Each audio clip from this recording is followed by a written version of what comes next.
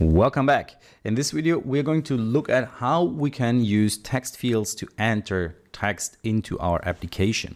And there are different types of text input fields that we can use. 3 different types actually. So let's get rid of this grid or this greeting stuff. And we can actually get rid of this greeting function composable in general. So the only thing that we are going to need from it is going to be this text composable, but we can set one up ourselves. So let's go ahead and get rid of this composable. We're not going to greet anyone with it. So we will just use our unit converter composable as our parent composable, so to speak. So where we're going to put all of our user interface. So how can we actually make text visible? Well, the thing is, I'm going to use my column to, first of all, make a text composable. And now the minimum requirement that a text composable has is the content of that text composable. So the text property, so to speak. And we need to pass the text in there. So I'm going to call this text unit converter. Okay, so what else do I want to have? Well, I want to have that field where I can actually enter some text in. And that is something where we can use either text field. So there are 3 different composables that allow us to enter text fields, and all of them have slightly different properties and are just slightly different as to how they behave and how they look. There's the text field that you can see here. Then there is the basic text field that you can see here. And finally, there is the outlined text field. And I'm going to use the outlined text field, which you can see down here. And there are even 2 different versions of the outlined text field. So one needs just a string, the other one needs a text field value as the main value.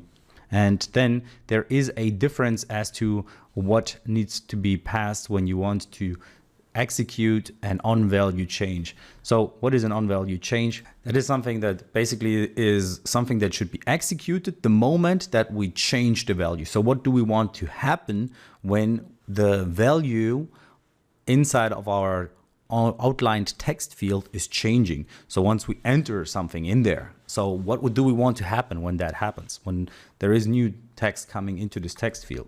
So I'm going to start with a text here saying, well, what did we have in our user interface? Let's look. So we say enter value should be the value of, it's not really the value of our text.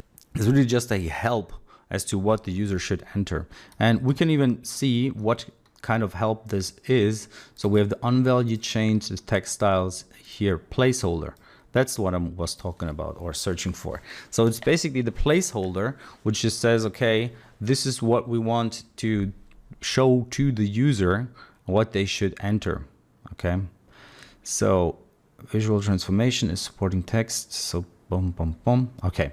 So what else do we need?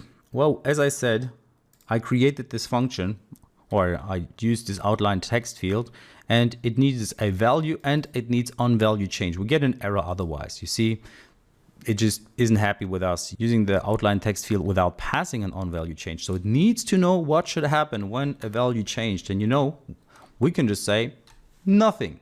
So we just add the 2 brackets here. And this is where we could implement the logic of what should happen once the value changed. Okay, so once this changed, we could execute something, but we can also just say, all right, you know what?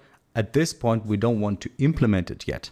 So here goes what should happen when the value of our outlined text field changes.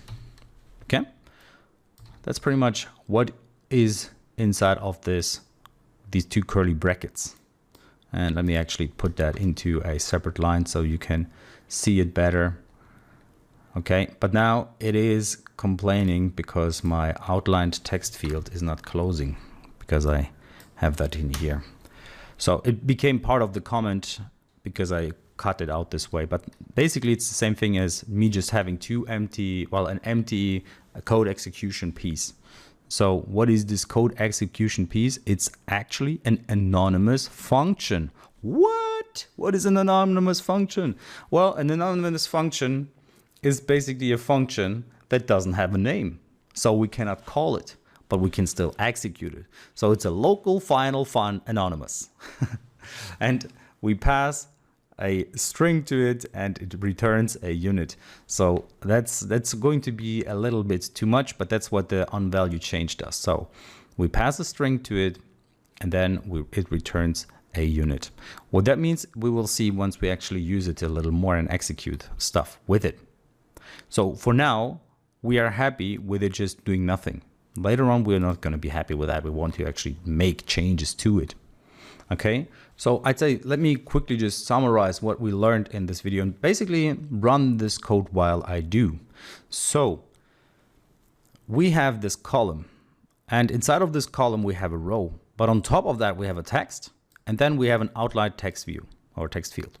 So let's look at what this looks like. So we have unit converter, and then we have our outlined text field.